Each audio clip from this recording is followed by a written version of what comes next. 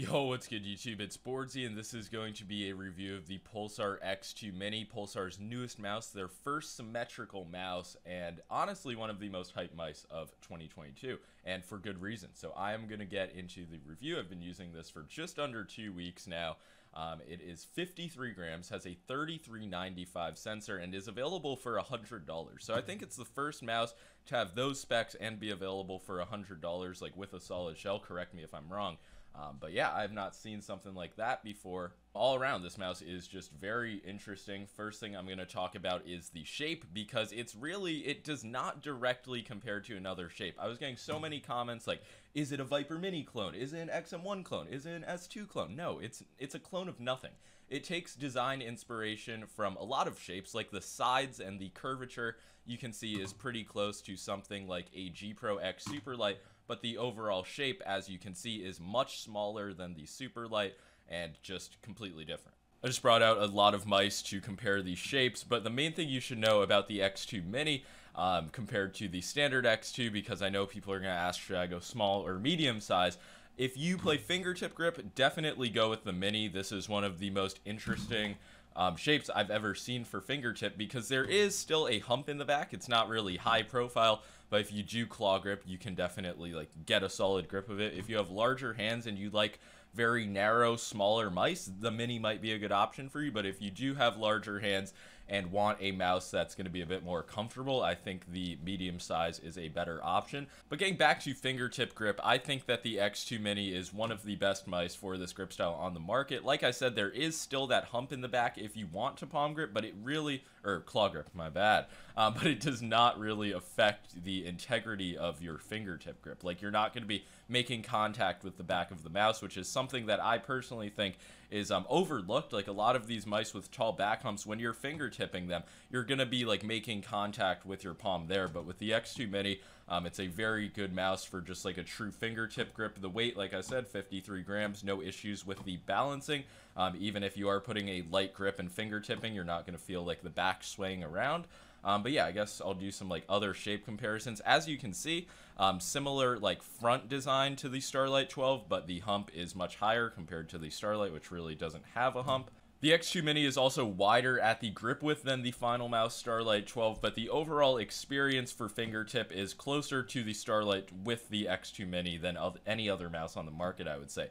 Here you can see the mini size compared with the medium, and you can see that it's just a scaled down version. Obviously, all of the dimensions are going to be slightly smaller, but the weight difference is not massive. The mini's 53 grams, while the medium is 56 grams. So really just make the choice depending on which size you think will fit better for you. I would say the medium is most designed for a relaxed claw grip. It just doesn't, in my opinion, feel that good for a super aggressive claw. It's just like a bit too wide, I guess. So yeah, with the medium, I personally find it a bit too blocky in the back to aggressively claw. I can't really bring it back into my palm like I can with the XM1R or even the G Pro X Superlight. But still, for claw grip, I've enjoyed both of these shapes. The smaller one, if you do have big hands and like smaller mice, you will probably really enjoy this. But if you find smaller mice off-putting or just hard to control and get a good consistent grip of, this probably won't be for you, especially with the coating, which I would say is pretty lackluster. It just feels like one of the original ninjutsu coatings. I would definitely prefer something with a rubberized feel. The coating just does not do very well with any sorts of moisture. It's not like every time I touch it, like all of the oil from my hand is going on it. Even though definitely some of it is. So I wouldn't say it's a sweat magnet, but it's definitely a slippery coating, and I think that it should be improved on. This is a pre-production sample, but it's so close to the time of production that I don't think they'll be able to make like many meaningful changes. But down the line, I would like to see the coating change for sure. But that's going to be about all for the shape section. In my review of the medium size X2, I'll go into more detail about that, but I've only had this mouse for like 2 days, so I didn't want to make a full review of it. But yeah, you can see next to the Hottie S and the Viper Mini that the X2 Mini is truly just a shape of its own. Very low button height, very flat sides. So it's suitable for both claw and fingertip grip. If you have smaller hands, you might be able to just get a more natural feeling claw grip on this mouse. But I definitely like seeing companies release like multiple sizes of the same shape. It's pretty Zowie-esque, and I think only good things come out of it, because even if you don't like one, that doesn't necessarily rule out the other being a good option for you.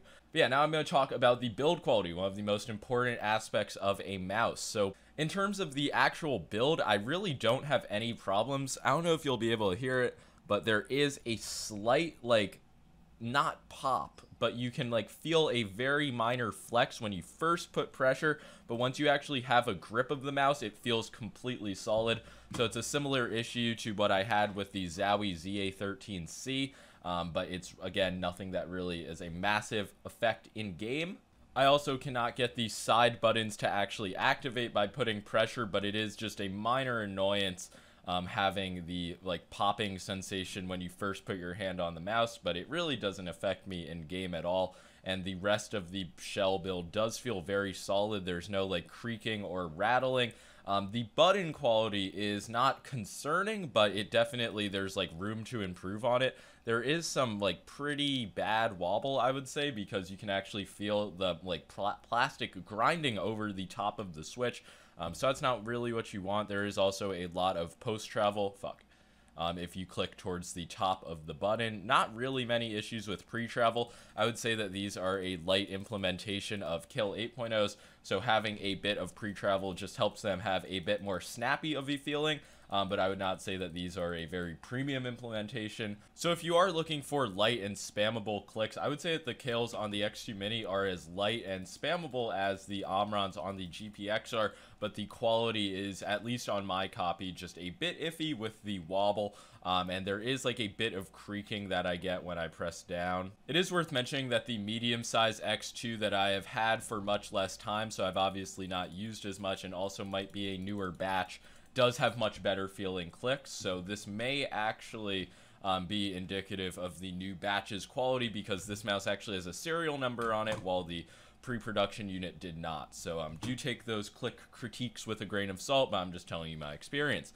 Next up is the side buttons, and God bless Pulsar. They listened to all of my reviews of the X Lite where I complained about these side buttons, and they finally fixed them. These are now using Quanto white switches, which I think should be the international standard for side button switches. These are how the G Pro X Superlight side buttons should have felt. They're basically just the feeling of the G Pro Superlight side buttons, but just with no mushy feeling at all. Just a very crisp golden click, and you guys know how harsh I am on side buttons, so give something a glowing review like this, that means they got it right.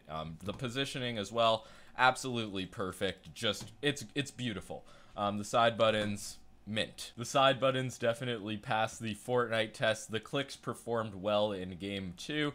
Oh, I didn't really talk about the bottom of the mouse yet. Everything. First off, they have a DPI button. Thank you. That was one thing with the X Lite. I didn't really understand why there is no DPI button. Does not seem like it took up a lot of weight, and it is just so much more convenient than having to download the software. Also, they are still using this like exoskeleton bottom, but it seems like they've improved it, because you used to be able to activate the buttons by pressing down, but I can't anymore. I guess they are also doing it for aesthetic purposes, maybe. Showing off the sensor specs on the PCB, also the size. Honestly, this mouse looks pretty cool from the bottom. But the X2 is using a 3395 sensor. You guys know I have been advocating for companies to swap to this sensor, and this is one of the first releases we are seeing with it. And I'll be honest, it does not... I don't think I could distinguish this implementation from a 3370 in a blind test. So it is, of course, a better sensor on paper, and I do notice it being a especially smooth wireless implementation, but I am not going to sit here and be like, wow, this is going to make you a noticeably better player than you would be with a 3370, but I do like the more premium sensor being used. And it's also possible that in the future, Pulsar could release some firmware updates to like slightly improve the implementation, but at the moment, I can't say you're going to notice a massive like improvement in just the overall sensor experience going from a well-implemented 3370 sensor to a 3395 sensor. But things like LOD, which I believe is 1mm by default, feels spot on. There's no noticeable issues with DPI deviation. I do use 3200 DPI though, and there generally is more deviation at lower DPIs, so maybe you'll have some problems, but I did not have any. The polling rate consistency also felt really good. It didn't feel like some motions would feel choppier than others. The default debounce time is 4 ms. It's not really a sensor thing, but I figured it's worth mentioning. The clicks do not feel high latency by any means. They feel very responsive and good in game, like I said before.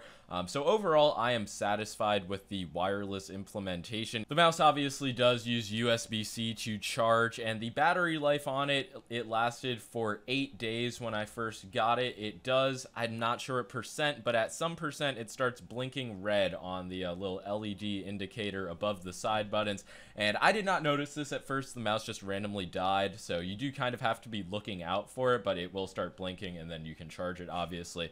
But yeah, I would say the battery life on this mouse is not going to be a nuisance even if you are using it for a lot of time per day.